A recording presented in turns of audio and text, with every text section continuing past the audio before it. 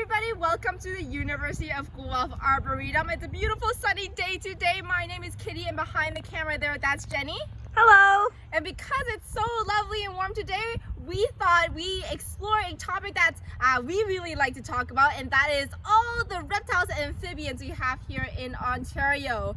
Since it's warm a lot, these guys are going to be coming out of hibernation and probably out and about for people to enjoy. So we're going to explore some of the ones that you can find right here in the Arboretum. And the very first one that I have to start off with is this little guy right here. So this is a lovely, beautiful garter snake. Now, she is not from the wild. She is one of the animal ambassadors with a wonderful program called Sensational Snakes here in Guelph. So she works as a teaching animal, and we have borrowed her for today to share her with you guys. But she is an eastern garter snake, and if you see one of these guys out and about in the wild, you can recognize them by their lovely stripes.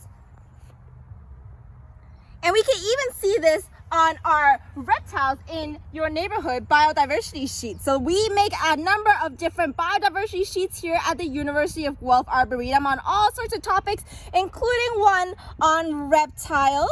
So you can see at the bottom here, there's a little spot for eastern garter snake. So you guys can take a look at this sheet and help you to identify some of the herps you see out there in the wild.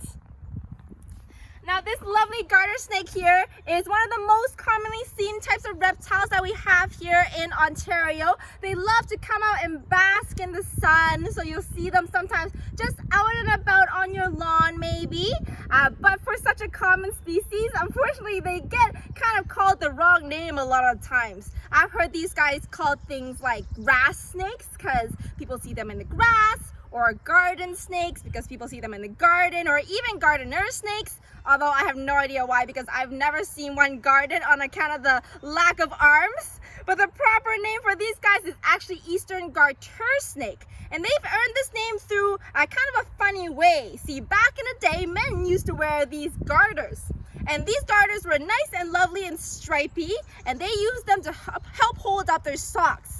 Of course, most garter snakes you can recognize because they're nice and stripy as well. So that's why they got named after these garters. They are called the eastern garter snake because they have these nice, lovely stripes usually running all the way down their body. Even though they can be very variable, you can see one with a lot more red, you can see one with a lot more green, but for most of them in Ontario, they have nice, lovely stripes. So this is our eastern garter snake. Now, one of the things I want to talk about garter snakes is about how they can sometimes be misunderstood out there. A lot of times snakes get a bad rep out there, and there's a lot of myths surrounding them, including things like maybe they're creepy or they're slimy or they're mean, and all of those are completely untrue. These guys, for one, are absolutely not slimy at all. Some people, if they've never touched a snake before, they might think they're slimy because maybe the scales on the belly look a little bit shiny.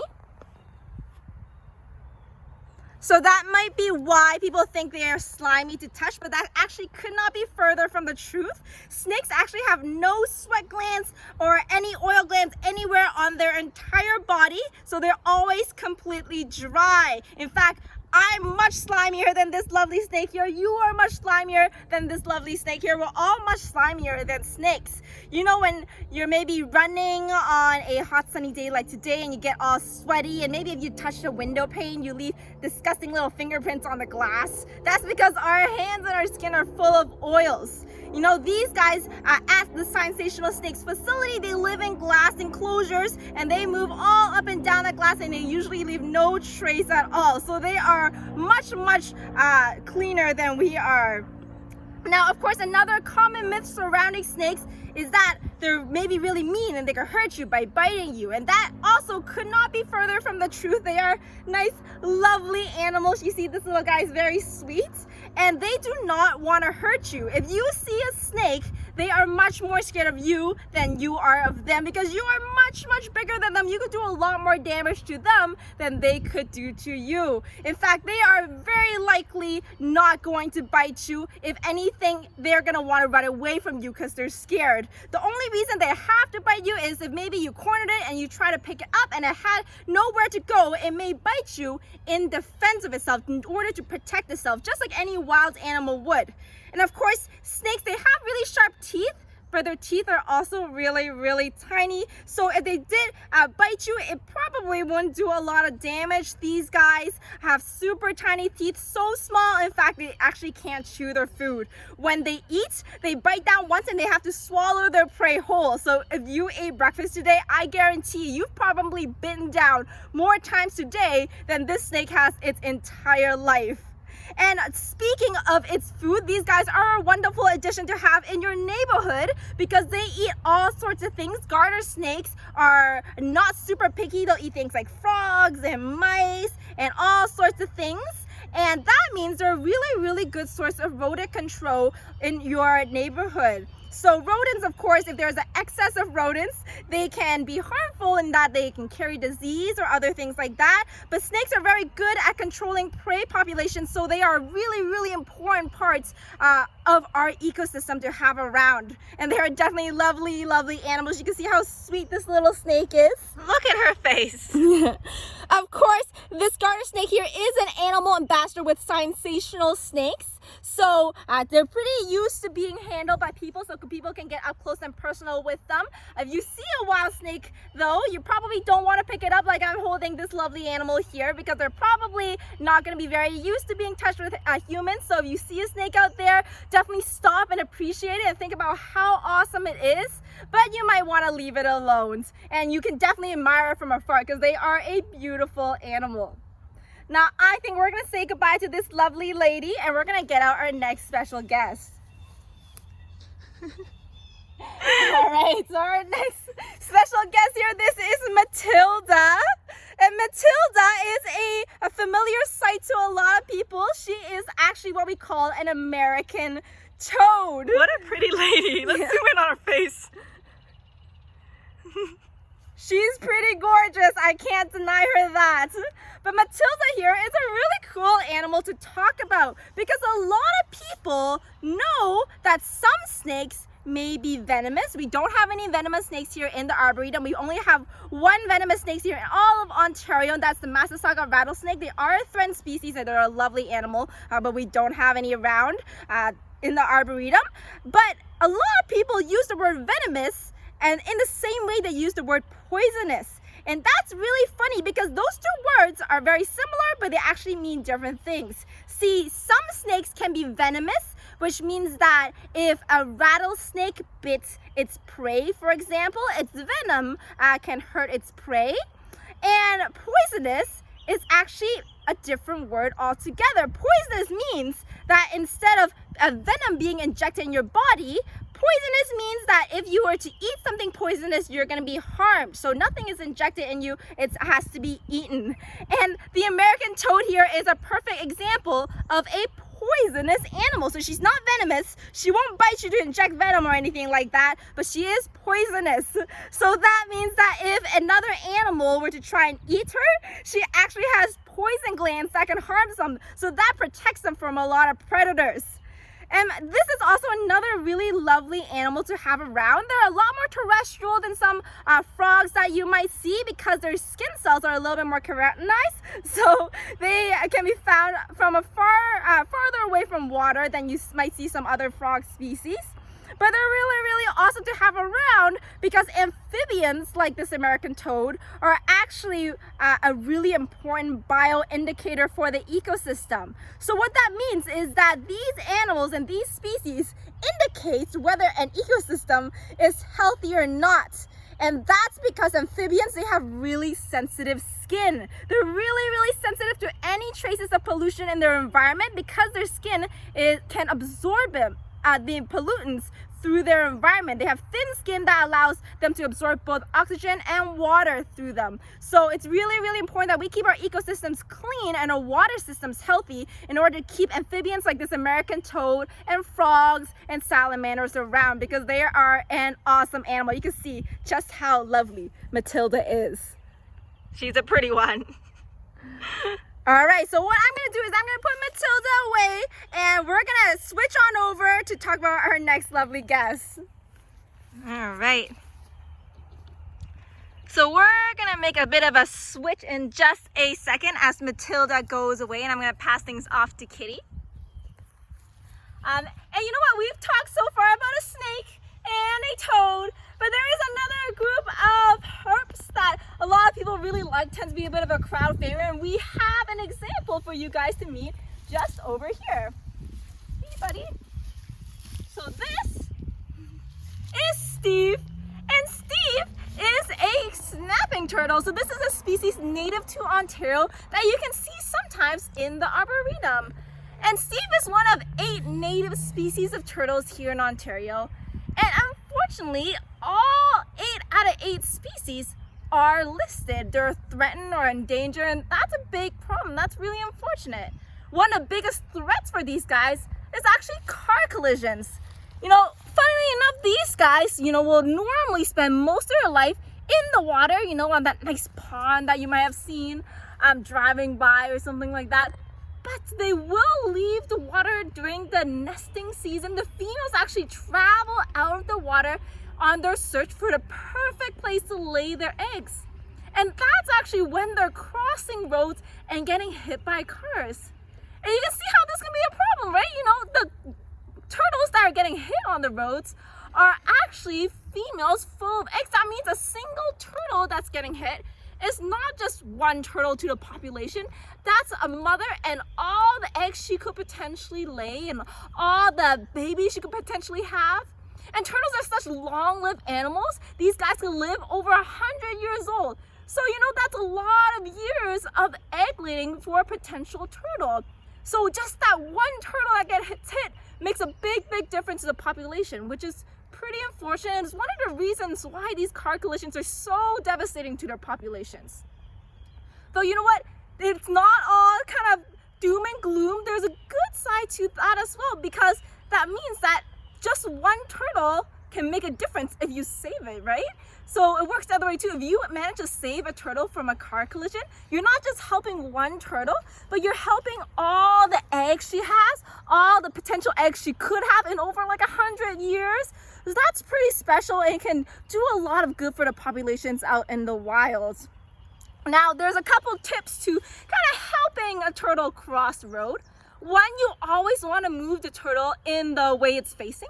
So you don't want to pick up a turtle on the road and drive it back to the pond you saw way back there, because they maybe came from that pond. Maybe it's a perfectly good pond, but they're on the way to find the perfect nest site. So if you pick them up and put them back in the pond, they'll have to leave the pond again, travel all the way again, maybe cross all the same roads to the same kind of location. And that's not going to be very helpful. So you always want to move turtles the way that they're going. And that's where the head's facing, the tail's where they came from.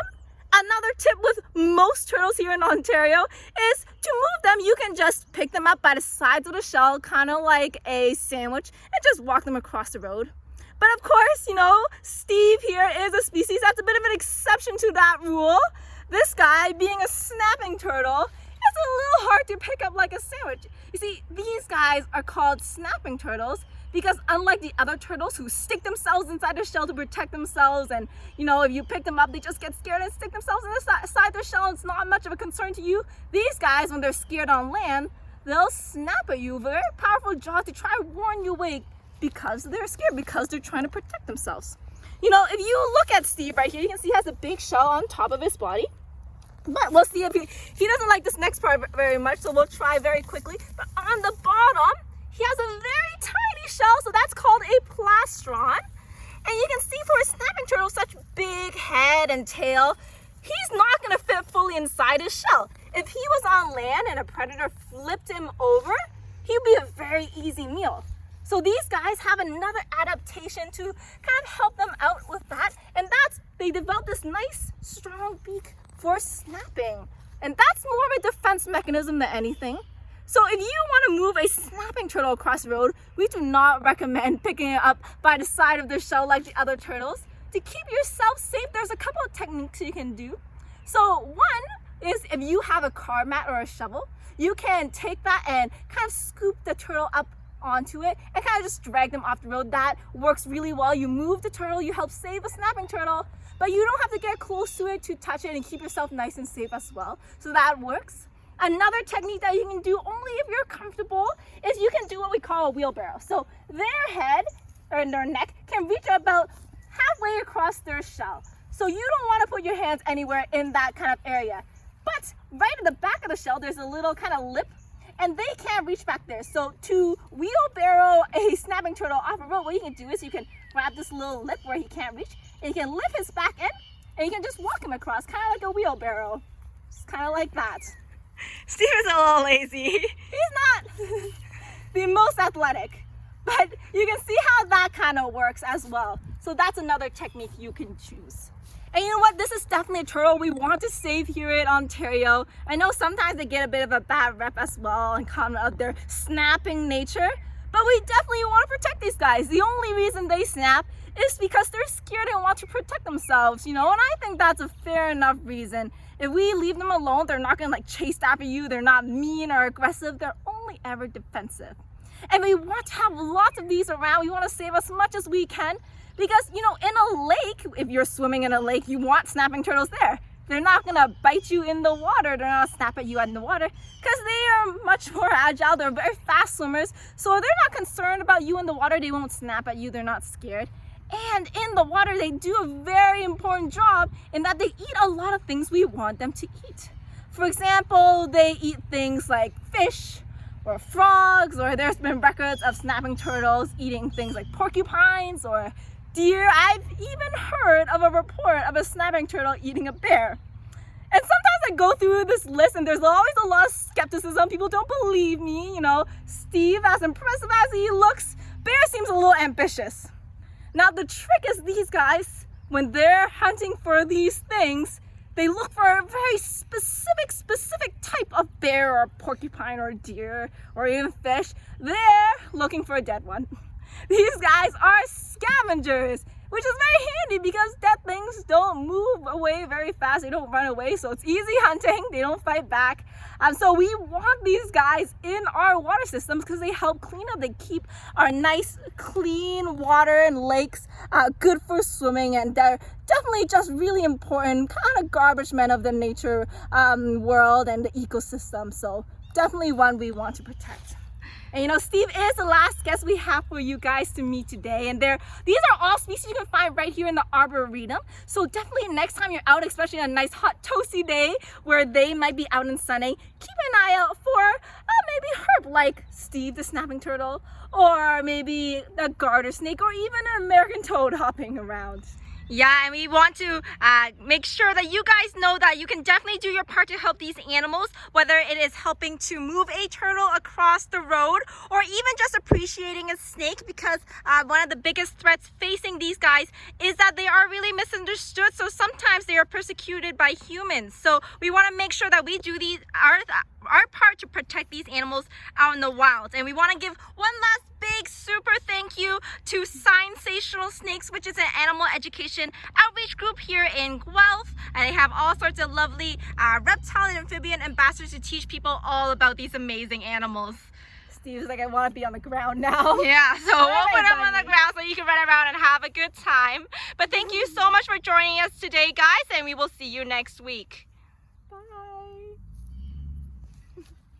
Steve, you're so cute.